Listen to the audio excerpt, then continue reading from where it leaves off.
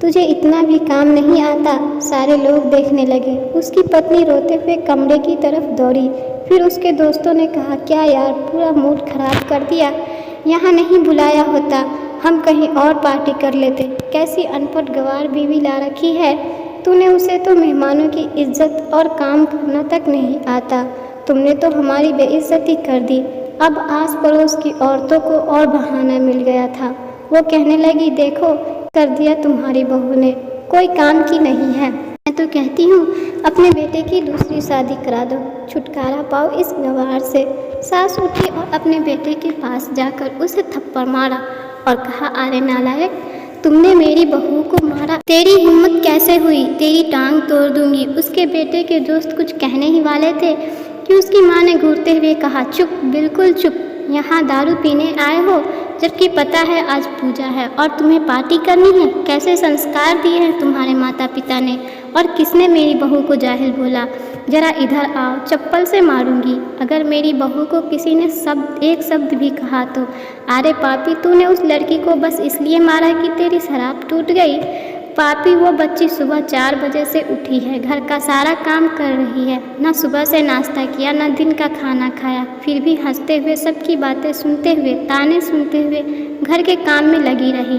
तेरे यार दोस्तों को वो अच्छी नहीं लगी।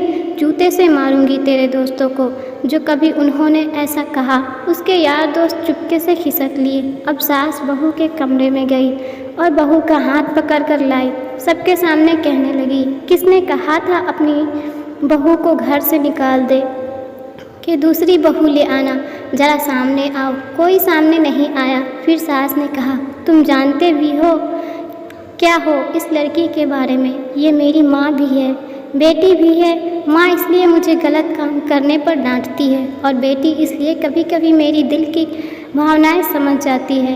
मेरी दिन रात सेवा करती है, मेरे 1000 ताने सुनती है, पर एक शब्द भी गलत नहीं कहती, न सामने न पीठ पीछे। और तुम कहते हो दूसरी बहू ले आओ।